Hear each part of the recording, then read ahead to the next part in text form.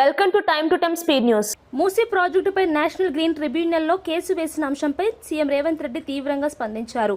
పట్లల కార్తిక్ రెడ్డి చేసిన చర్యను రాజకీయ ప్రేరితంగా అభివర్ణించారు. తాము చేయలేని పనిని ఇతరులు చేస్తే మంచి పేరు వస్తుందని భావించి కేసు వేశారని విమర్శించారు.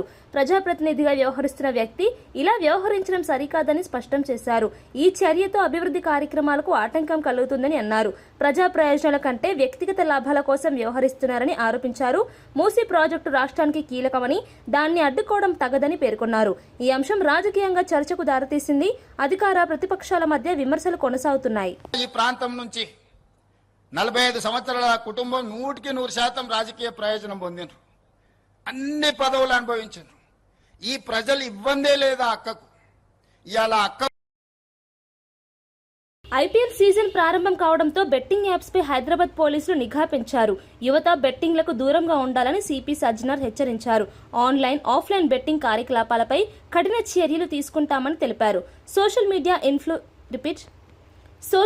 ఇన్ఫ్లుయెన్సర్లు బెట్టింగ్ యాప్స్ ను ప్రమోట్ చేస్తే చట్టపరమైన చర్యలు తప్పవని స్పష్టం చేశారు. బెట్టింగ్ కు సంబంధించిన సమాచారం ఉంటే వెంటనే పోలీసులకు తెలియజేయాలని కోరారు. డైల్ 100 లేదా వాట్సాప్ నంబర్కు ఫిర్యాదు చేయాలని సూచించారు. యువత భవిష్యత్తును దెబ్బతీసే బెట్టింగ్ కార్యకలాపాలను అరికట్టడం లక్ష్యమన్నారు. ఈ చర్యలతో బెట్టింగ్ ముఠాలపై కట్టడి ఉండే అవకాశం ఉంది. బెట్టింగ్ అనేది ఒక చాలా పెద్ద వ్యసనము. దాని నుంచి చాలా మంది బలి అయిపోయినారు, చాలా మంది డబ్బులు పోగొట్టుకున్నారు, ఫ్యామిలీస్ నాశనమైనారు, మనశాంతి కోల్పోయినారు. సో అందుకు మనందరూ కూడా ఈ బెట్టింగ్ యాప్స్ నుంచి దూరం ఉండాలని చెప్పి నేను మరీ కోరుతున్నాను. ఇది ఆన్లైన్ బెట్టింగ్ యాప్ అయితే మనము ఆఫ్లైన్ కూడా చాలా మంది రూమ్స్ తీసుకుని బయట ఊరికెళ్ళి అక్కడ కొంతమంది కలిసి అది కూడా చేస్తుంటారు. వాళ్ళపైన కూడా మనం నిఘా పెట్టడం జరుగుతుంది. కరీంనగర్ సిపి గౌసాలంపై వచ్చిన ఆరోపణలను మంత్రి పొన్నం ప్రభాకర్ ఖండించారు. బీఆర్ఎస్ ఎమ్మెల్యే పాడి కౌశిక్ రెడ్డి చేసిన వ్యాఖ్యలు అసత్యమని పేర్కొన్నారు. నిజాలు తెలుసుకోకుండా వ్యక్తిగత ఆరోపణలు చేయడం సరికాదని హెచ్చరించారు. నిబంధనల ప్రకారం ముందస్తు నోటీసు ఇవ్వాలని సూచించారు. ఇప్పటికీ ఈ అంశంపై విచారణ జరపామని, ఎలాంటి తప్పు లేదని తేలిందని స్పష్టం చేశారు. అధికారుల ప్రతిష్టను దెబ్బతీయడం తగదని అన్నారు. రాజకీయ ప్రయోజనాల కోసం ఆరోపణలు చేయడం సరికాదని పేర్కొన్నారు. ఈ అంశం రాజకీయంగా చర్చకు దారితీసింది. అధికార ప్రతిపక్షాల మధ్య మాటల యుద్ధం కొనసాగుతోంది. అంశాలకు సంబంధించి తావులేదు. సభ్యులు వ్యక్తిగత విమర్శలకు సంబంధించి చట్టంలో రూల్ బుక్ లో కూడా లేదు. ఒకవేళ అటువంటిది ఉంటే నోటీస్ ఇచ్చి చర్చ చేయాలి. ఒక అధికారి గురించి ఇక్కడ చర్చ చేసే విధంగా ఉండడం మంచిది కాదు. తర్వాత అందుకు సంబంధించి కూకట్పల్లి కేపీహెచ్బీ ప్రాంతంలో వారాహి సిల్వర్ జ్యువెలరీ షోరూం ఘనంగా ప్రారంభమైంది. సినీ నటులు తేజ సజ్జా, మీనాక్షి చౌదరి జ్యోతి ప్రజ్వలనం చేసి ప్రారంభించారు. ఈ సందర్భంగా సంస్థ ప్రతినిధులు ఆధునిక డిజైన్లలో వెండి ఆభరణాలను అందుబాటు ధరలో అందిస్తున్నామని తెలిపారు. ప్రారంభ ఆఫర్లలో భాగంగా ప్రత్యేక రాయితీలు ప్రకటించారు. ₹1,50,000 కొనుగోలుపై భారీ విలువైన బహుమతులు అందిస్తున్నట్లు వెల్లడించారు. ఏప్రిల్ 30న మెగా లక్కీ డ్రా నిర్వహించి కారు వంటి బహుమతులు ఇవ్వనున్నట్లు తెలిపారు. వినియోగదారులకు ఆకర్షణీయ ఆఫర్లు అందుబాటులో ఉన్నాయని చెప్పారు. ఈ ప్రారంభోత్సవానికి భారీగా జనాలు హాజరయ్యారు. వ్యాపారానికి మంచి స్పందన లభించింది. which looks amazing. Oka gold design lo kuda and alage the a gold design look alike, but it's so beautiful and not heavy at all. So I was surprised ani idi to wear this gold. No, it's a little custom endukante it's koncham heavy, kani this was a beautiful piece. I'm very happy. Alage chaala pieces unnai ikkada. I was just seeing this kuda oka proper set idi wedding ki and reception ki, and alage what do you say, those young girls have that what is that occasion called? Half saree function. Half saree function. It's a beautiful piece.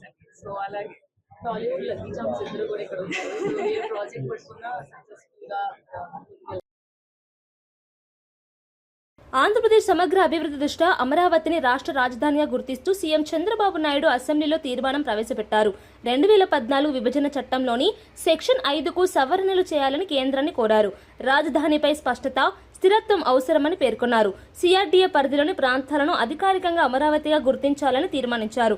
దీనిపై సభ్యులు చర్చించి బలపరచాలని సూచించారు. అభివృద్ధి పనులు వేగవంతం చేయాలని ప్రభుత్వం భావిస్తోంది.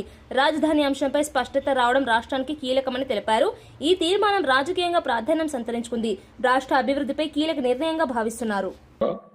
రాజధానిపై స్పష్టతను, స్థిరత్వాన్ని కల్పించవచ్చని గుర్తిస్తూ ఆంధ్రప్రదేశ్ శాసనసభ క్రింది విధంగా తీర్మానిస్తోంది.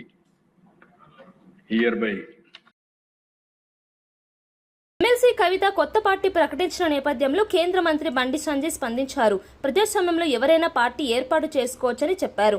అయితే ప్రజల కోసం నిజంగా పనిచేసే పార్టీలను మాత్రమే ప్రజలు ఆదరిస్తారని వ్యాఖ్యానించారు.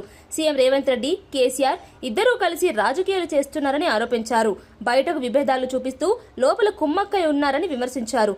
తెలంగాణ అభివృద్ధిని ఈ ఇద్దరు అడ్డుకుంటున్నారని అన్నారు. ప్రజలను తప్పుదారి పట్టించే ప్రయత్నాలు జరుగుతున్నాయని పేర్కొన్నారు. రాష్ట్ర రాజకీయాల్లో ఈ వ్యాఖ్యలు చర్చకు దారితీశాయి. కొత్త పార్టీపై రాజకీయ వేడి పెరుగుతోంది. పెట్టిన పార్టీలన్నీ కూడా రాజకీయ స్వార్థంతో కాకుండా పేద ప్రజల కోసం రాష్ట్ర బీజేపీ ఎంపీ రఘునందన్ రావు కీలక వ్యాఖ్యలు చేశారు. బీఆర్ఎస్ పార్టీ 4 ముక్కలు అవుతుందని తాను ఏడాది క్రితమే చెప్పానని తెలిపారు. కవిత కొత్త పార్టీ ఏర్పాటు నిర్ణయాన్ని స్వాగతించారు. ఇది రాజకీయ పరిణామాల్లో పెద్ద మార్పులకు దారితీస్తుందని పేర్కొన్నారు. రాష్ట్రంలో రాజకీయ సమీకరణాలు మారుతున్నాయని అన్నారు. ప్రజలు కొత్త ప్రత్యామ్నాయాలను ఆలోచించే సమయం వచ్చిందని వ్యాఖ్యానించారు. బీఆర్ఎస్ లో అంతర్గత విభేదాలు బయటపడుతున్నాయని విమర్శించారు. ఈ పరిణామాలు తెలంగాణ రాజకీయాల్లో కీలక మలుపు తీసుకురావచ్చని